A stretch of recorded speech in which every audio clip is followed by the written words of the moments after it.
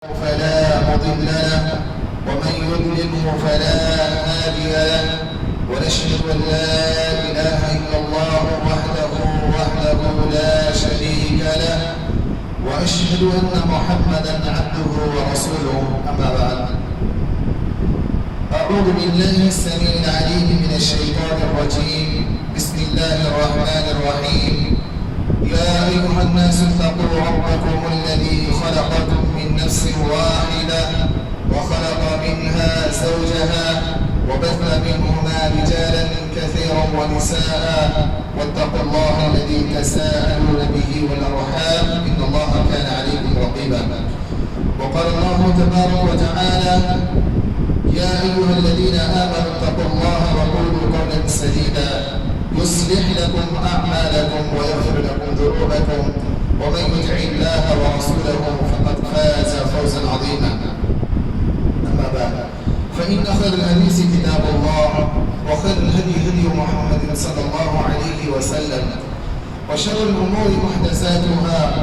وكل محدثة بدعة وكل بدعة ضلالة وكل ضلالة في النار. بسم الله الرحمن الرحيم. إن أول بيت وضع للناس الذي ببكة مباركا وهدى للعالمين فيه آيات بينات مقام إبراهيم ومن كان دخله آمنا. وقال النبي صلى الله عليه وسلم من صلى صلاتنا واستقبل قبلتنا وأكل ذبيحتنا فذلك المسلم. رواه البخاري. محترم حاضرین جمعہ، برادران اسلام، عزیز بچوں، سب سے پہلے صلی اللہ علیہ وسلم کی تعریف و توصیف، کبریائی، بڑائی و برتری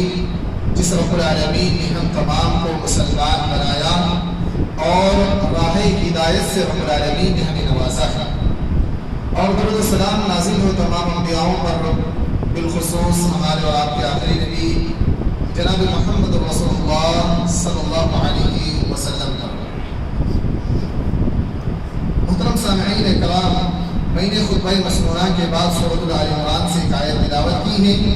جس مناسبت سے میرا عنوان ہے کعبۃ اللہ کی عظمت اور اس کا مقام۔ محترم سامعین کرام، ہم جن مہینوں سے گزر رہے ہیں ان مہینوں کو عربی کے اندر اشہر الحج کہا گیا ہے، یعنی حج کے مہینے، اور وہ 3 مہینے کو حج کا مہینہ قرار دیا گیا۔ سب سے پہلا شوال کا مہینہ اور اس کے بعد ذی القعدہ اور ذو الحجہ، ان 3 مہینوں کو حج کا مہینہ قرار دیا گیا، کیونکہ ان مہینوں کے اندر حج کی تیاریاں لوگ شروع کرتے ہیں اور سفر کرنا شروع کرتے ہیں، اسی لیے ان 3 مہینوں کو اشہر الحج یعنی حج کا مہینہ قرار دیا گیا۔ اور ان مہینوں میں دنیا کے ہر کونے سے، ہر حصے سے، ہر خطے سے،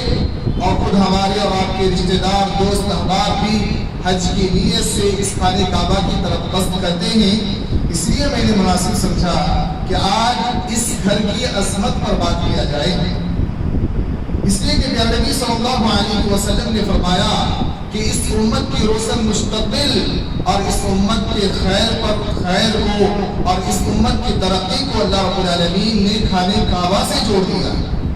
کہ جب تک امت اس گھر کی تعظیم کرے گی، اس کی تقدس کے اندر واقع رہے گا،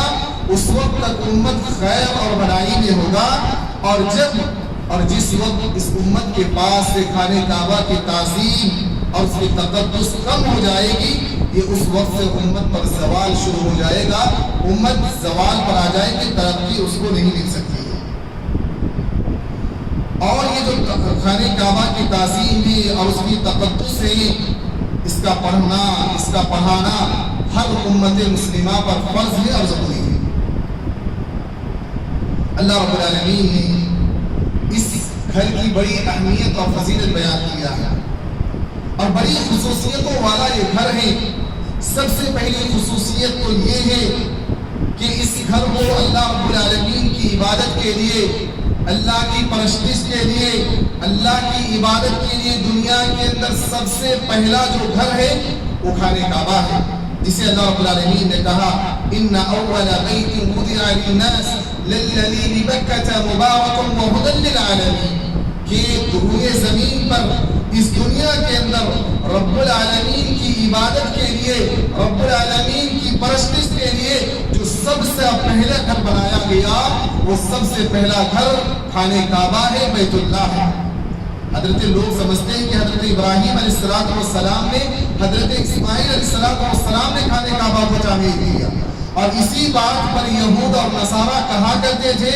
کہ دنیا کے اندر سب سے پہلا گھر جو رب العالمین کی عبادت کے لیے بنایا گیا، رب العالمین کی رضامندی کے لیے بنایا گیا، وہ بیت المقدس ہے، یعنی مسجد اقصی ہے۔ اللہ رب العالمین نے کہا کہ نہیں، ان اول بیت وضع للناس للذی ببکۃ مبارک وہدی للعالمین، اس روئے زمین پر سب سے پہلا گھر جو رب العالمین کی عبادت کے لیے بنایا گیا، رب العالمین کی خوشنودی کو حاصل کرنے کے لیے بنایا گیا، وہ خانہ کعبہ ہے۔ ابراہیم علیہ السلام اس گھر کو دوبارہ تعمیر کرنے والے تھے، اس گھر کو پہلا بنانے والا حضرت ابراہیم علیہ السلام نہیں ہے، بلکہ اس کے مجدد ہیں، تجدید کرنے والے ہیں، دوبارہ تعمیر کرنے والے ہیں۔ اس گھر کو سب سے پہلے اللہ کے فرشتے یا حضرت آدم علیہ السلام نے اس گھر کو تعمیر کیا ہے۔ محترم سامعین اکرام، اس گھر کی جو خصوصیات ہے، بڑی خصوصیت اللہ رب العالمین نے اس گھر کی رکھی ہے، اور اس گھر کی تعمیر کی اجازت دوبارہ حضرت ابراہیم علیہ السلام کو اللہ رب العالمین نے دیا اور کہا وَإِذْ بَوَّأْنَا إِبْرَاهِيمَ مَكَانَ الْبَيْتِ أَلَّا تُشْرِكْ بِي شَيْئًا وَطَهِّرْ بَيْتِيَ لِلطَّائِفِينَ وَالْقَائِمِينَ وَالرُّكَعِ السُّجُودِ۔ اللہ رب العالمین نے کہا کہ ابراہیم علیہ السلام سے کہ جو نشانات ہیں خانہ کعبہ کی، ان نشانات کو حضرت ابراہیم علیہ السلام کو بتایا اور کہا کہ اس گھر کی تعمیر اس اعتبار سے کرو کہ اس گھر میں اللہ رب العالمین کے علاوہ کسی کی عبادت نہ کی جائے، وَطَهِّرْ بَيْتِيَ لِلطَّائِفِينَ وَالْقَائِمِينَ وَالرُّكَعِ السُّجُودِ، اور اس گھر کو پاک کر دو طواف کرنے والوں کے لیے، قیام کرنے والوں کے لیے، رکوع کرنے والوں کے لیے، سجود کرنے والوں کے لیے، یعنی اس گھر کو رب العالمین کے لیے خالص بنایا جائے، اس گھر کے اندر رب العالمین کے علاوہ کسی اور کی عبادت نہیں ہونی چاہیے۔ اس لیے اس گھر کی تعمیر اللہ رب العالمین نے حضرت ابراہیم علیہ السلام کے ذریعے سے کروایا۔ یہ جو گھر ہے، جو خانہ کعبۃ اللہ، بیت اللہ، یہ گھر پیارے نبی صلی اللہ علیہ وسلم کی بعثت سے پہلے، پیارے نبی صلی اللہ علیہ وسلم کی ولادت سے پہلے، پیارے نبی صلی اللہ علیہ وسلم کی پیدائش سے پہلے نبی صلی اللہ علیہ وسلم کی بعثت کی ایک نشانی بنی تھی۔ یہ نشانی بنی واقع فیل جو ابرہا یمن کے رہنے والا تھا، اس خانہ کعبہ کو دیکھا کہ لوگ اس کے پاس آتے ہیں، حج کرتے ہیں، لوگ ترقی یافتہ ہو رہے ہیں، لوگوں کی محبت اس جگہ سے ہے، تو کہا کہ میں بھی ایک خانہ کعبہ تعمیر کر لوں، میں بھی ایک بنا لوں۔ اس نے خانہ کعبہ تعمیر کر لیا تو مکے کے کسی شخص نے اس خانہ کعبہ کو برباد کر دیا، نقصان پہنچایا۔ اس نے اس خانہ کعبہ کی بدلہ لینے کے لیے اس نے ایک بڑا سا لشکر تیار کیا، اور لشکر تیار کرنے کے بعد اس نے سوچا کہ مکہ آئیں گے اور مکہ آنے کے بعد خانہ کعبہ کو توڑ دیں گے، منہدم کر دیں گے، تاکہ لوگ میرے بنائے ہوئے کعبے پر متوجہ ہو جائے اور وہاں پر آئے اور حج کرے۔ تو اس نے سب سے پہلے آ کر ابرہا نے، ایک بادشاہ کا نام ہے ابرہا، آیا یمن سے، اور آنے کے بعد یمن کے مینا کے پاس اس نے عبد المطلب جو نبی صلی اللہ علیہ وسلم کے دادا کا نام ہے، ان کا ایک اونٹ کا ریبر تھا، یعنی بہت سارے اونٹ رکھے ہوئے تھے، اس نے اس پر آ کر قبضہ کر لیا۔ اس کے بعد قبضہ کرنے کے بعد عبد المطلب آئے اور کہا کہ یہ جو اونٹ ہے یہ میرا ہے۔ جب عبد المطلب نے جواب سنا تو کہا کہ میں نے سنا تھا کہ تم خانہ کعبہ کی متولی ہو، اس کی حفاظت کرنے والے ہو، تم آئے اس سے بات کرتے خانہ کعبہ کے تعلق سے، لیکن تم بات کر رہے ہو اس اونٹ کے تعلق سے جو تمہارا ہے۔ تو کہا کہ ان اونٹوں کا مالک میں ہوں، یہ میرا دولت ہے، میں اس تعلق سے بات کرنے آیا ہوں، یہ دولت مجھے دے دو، اور یہ جو خانہ کعبہ جس کو تم توڑنے کے لیے آئے ہو، یہ رب العالمین کا گھر ہے، یہ اوپر والا رب العالمین کا گھر ہے، اس کی حفاظت کی ذمہ داری خود رب العالمین کر لے گا۔ اس گھر کی حفاظت کی ذمہ داری رب العالمین کے پاس ہے. رب العالمین خود کر لے گا. اور اسے اللہ رب العالمین نے کیسی حفاظت کی جسے اللہ رب العالمین نے الم تر کیف فعل ربک باصحاب الفیل سورت کے اندر اللہ رب العالمین نے بیان کیا کہ اللہ رب العالمین نے ابرہا کو ابابیل، ایک پرندہ ہے، چھوٹا سا پرندہ ہے، ابابیل پرندے کے جھنڈ کو اللہ رب العالمین نے بھیج دیا. اور یہ پرندے اپنے منہ پر اور اپنے دونوں پنجوں پر کنکریاں لے کر آتے تھے اور ابرہا کے لشکر پر چھوڑ دیا کرتے تھے. اور ان کنکریوں میں اللہ رب العالمین نے وہ طاقت و قوت و تاثیر رکھا تھا کہ جس انسان کے جسم پر لگتا وہاں سے اس کا گوشت نکل جاتا تھا. اور اتنے بڑے لشکر کو اللہ رب العالمین کی چھوٹی سی چھوٹی مخلوق نے برباد کر دیا، ختم کر دیا اور اس گھر کی حفاظت کی. رب العالمین نے اس خانہ کعبہ اللہ یعنی خانہ کعبہ کی غیبی طور پر ایسی مدد کی کہ دنیا والوں کو اور خود جزیرہ عرب کو یہ پیغام دیا کہ یہ کوئی معمولی سا گھر نہیں ہے، اس کی بڑی اہمیت ہے اور اس کی بڑی فضیلت ہے. اور رب العالمین کا ایک بندہ اس کے محافظ کے لیے، اس کے نگہبانی کے لیے آنے والا ہے اور وہ محمد رسول اللہ صلی اللہ علیہ وسلم ہے. اور اسی سال واقع فیل یعنی ہاتھی والوں کا قصہ جب واقع ہوا اسی سال نبی کریم صلی اللہ علیہ وسلم کی پیدائش ہوئی. نبی صلی اللہ علیہ وسلم پیدا ہوئے اور جس مقصد کے لیے خانہ کعبہ کو تعمیر کیا گیا تھا یعنی رب العالمین کی عبادت کے لیے، اس کام پر نبی کریم صلی اللہ علیہ وسلم کو لگا دیا گیا، معمور کر دیا گیا کہ اس گھر کو رب العالمین کی عبادت کے لیے خالص کیا جائے. اور جو 360 بتوں کی عبادت کی جا رہی ہے ان عبادتوں سے اس خانہ کعبہ کو پاک کیا جائے. نبی کریم صلی اللہ علیہ وسلم کو اس کام کے لیے لگا دیا گیا. محترم سامعین کرام، خانہ کعبہ کی خصوصیتوں میں سے ایک خصوصیت یہ ہے کہ یہ مرکز ہدایت ہے. ہدایت یہیں سے ملے گی اور یہ سرچشمہ ہدایت ہے. اور یہ ہم نہیں کہہ رہے ہیں کہ رب العالمین کہا، اللہ رب العالمین فرما رہا ہے کہ ہدی للعالمین، یہ لوگوں کے لیے ہدایت ہے.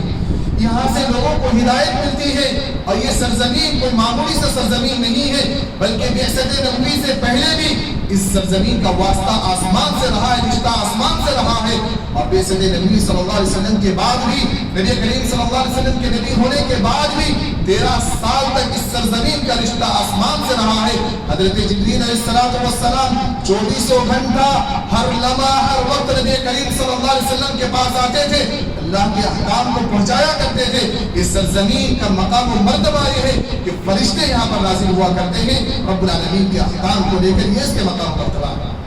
اور اس گھر یعنی خانہ کعبۃ اللہ کی ایک ایک اینٹ جو حضرت ابراہیم علیہ السلام نے رکھا تھا، یہ بنیاد توحید کی بنیاد پر رکھا تھا، توحید کو عام کرنے کے لیے رکھا تھا. اللہ رب العالمین نے خود کہا کہ وَإِذْ بَوَّأْنَا لِإِبْرَاهِيمَ مَكَانَ الْبَيْتِ، کہ ہم نے ابراہیم کو گھر کی تعمیر کی جو اجازت دی، ان کی نشانات جو ہم نے بتایا، اس کے بعد فوراً ابراہیم سے کہا اللہ تشرک بی شیئا وطہر بیتی للطائفین والقائمین والرکع السجود، کہ اس گھر کو رب العالمین کی عبادت کے لیے خالص کیا جائے، رب العالمین کی عبادت کے لیے بنایا جائے اور اس گھر کو پاک رکھا جائے، طواف کرنے والوں کے لیے، رکوع کرنے والوں کے لیے، سجود کرنے والوں کے لیے، قیام کرنے والوں کے لیے. اس گھر کو خالص اللہ رب العالمین کی عبادت کے لیے رکھا جائے.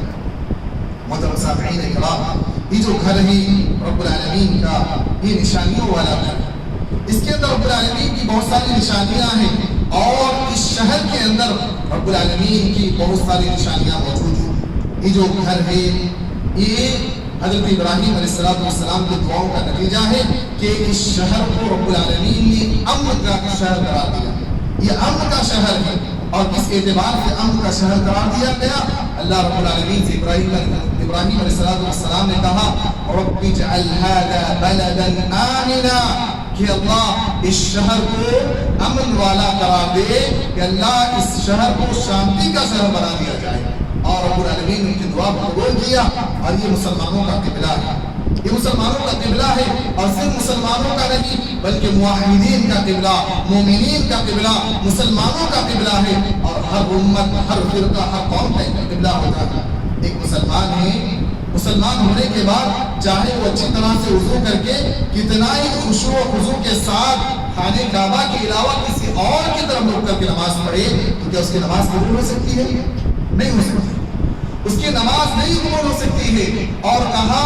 کہ کہ مسلمانوں کی پہچان یہ قرار دی گئی کہ من صلی صلاتنا واستقبل قبلتنا واکل